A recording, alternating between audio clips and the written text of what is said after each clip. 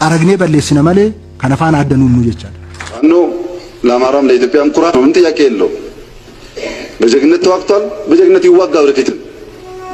ajjecha saamichaa fi haleellaa saalaa lixa oromiyaa horroo gudurruutti fi naannolee wallaggaa bakka garaagaraatti raawwataa jiruuf iccitiin jiru maali?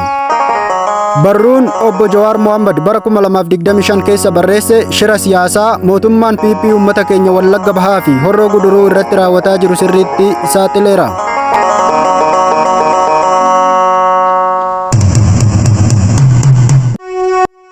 Horroo guduruu wallaggaa naannoo Abee Doggorootti hidhattoonni faannoo wallaggaa ofiin jedhan uummata Oromoo jumlaan ajjeesaa jiru. Sana duras wallagga bahaa giddaa ayyaanaatti shawaa lixaa noonnootti yakka ajjeecha wal fakkaatutu raawwate. Maaltu deemaa jira? Faannoo wallaggaa inni jedhamu kun humna akkamiiti? Humni kun bara 2020 hanga 2021tti ijaarame. Kan ijaare mootummaadha. Yoo yaadattan yeroo san raayyaan ittisa biyyaa fi humni addaa Oromiyaa gara lola Tigraay duulanii turan. Qaawwa kana fayyadamuun humni waboo milishoota mootummaa humnaan caaluun iddoolee hedduu dhuunfataa ture. Yeroo kanattis falli barbaadame. Fala mootummaan PP kaa'enis dursa dhalattoota Amaaraa irratti ajjechaan raawwatame.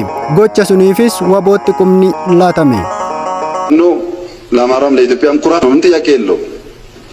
በጀግነት ተዋግቷል፣ በጀግነት ይዋጋ ወደፊት። እሱ የአብይን ውዳሴ ሙገሳ ጠብቆ የሚዋጋ ሳይሆን አገሩ ወዶ የሚዋጋ ስለሆነ ከተነካችበት አይቆም ወደፊትም። Dhugaan ture garuu ajjechaa sana kan raawwate humna mootummaan waboo fakkeessee ijaaree bobbaase kan Faqqadaa Abdiisaan hoogganamaa ture ta'uu gaazexaan Washington Post boodarra saaxiluu isaan yaadattu jedheen abdadha. Yeroo sanatti garuu miidiyaaleen biyyattii ajjechaa saniif waboo bira darbanii uummatuma Oromootu yakkuuf duula guddaa taasisanii. Duulli kunis dhalattoota Amaaraa naasuu fi shororkaa keessa galchuun hedduun isaanii godinicha gadi lakkisanii akka baqatan taasise. Diina mataa Oromoo muree mataa Oromoo mukarra kaa'ee fuudhee deemu faana addanuunu. Xaragnee balleessina malee kana faana addanuunu jechaadha. Yeroo kanatti tikni mootummaa shanee ofirraa dhoowwa jechuun dhalattoota Amaaraa warra dhiiraa fooyyanii ijaaranii birshalaqootti leenjisanii hidhachiisan. Inni kun iccitii miti. Waan itti aanaa muummicha ministeeraa dabalate qondaalonni hedduun ifatti dubbataa turanidha. Humni sun qaama akka milishaa gandaa miti. Dhalattoota Amaaraa qofatu kophaatti bifa farra ribeelolaa jedhamuun ijaaramee meeshaa gurguddaa hidhatee humna mootummaa kan poolisii federaalaa fi erga lola kaabaa irraa deebi'anii raayyaa ittisa biyyaa fa'aa waliin qindoomanii waboo lolaa turani. Isin yaadachiisuufis humni kun kan mataa gurbaa tokkoo muree mukatti fannisee dhiichisaa ture sanidha. Humni kun boodarra hidhattoota waboon wal loluu bira darbee uummata nagaa ajjeesuu fi saamutti seene. Yeroo kana qondaalonni poolisii Oromiyaa hiikkachiisuuf yaallan akka dhiisan ajajni itti kenname. Ajajoonni jajjaboonis ni ajjeeffaman. Yeroo sanaas immoo bifa durii daran uummata jumlaan fixuutti bobbaafaman. Inumaatu caasaa bulchiinsa mootummaas diiganii kan ofiitiin bakka buusan oduun jedhu mirkanaa'eera.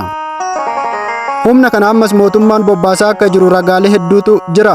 Humnoonni Abee Dongorootti uummata fixan kun naannoo Amaaraati daangaa ce'anii hin dhufne. Kanuma bara 2020 hanga 2021 mootummaan naanna'uma sanitti filee hidhachiisee bobbaasaa turee fi ammas itti jiru ta'uu uummanni naannichaa dhugaa jiru himan.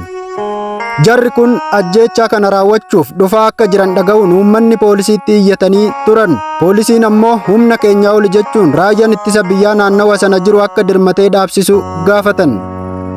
Raayyaan ittisa biyyaa kutaa waraanaa guutuutu iddoo ajjechaan raawwatamuuf deemu kanarraa kiiloomeetira 20 qofarra jira ture. Garuu ajajni nuuf hin kennamne jechuun waywaannaa poolisii fi uummataatti gurra cufatanii ajjechaas deemaa jiru dhaabsisuu didan. Hidhattoonni sun loon uummataa saamanii osuma raayyaan ittisa biyyaa ilaaluu oofanii biraan dabran. Humni kun gaafuma tokkollee raayyaa ittisa biyyaa waliin walitti dhukaasee hin beeku.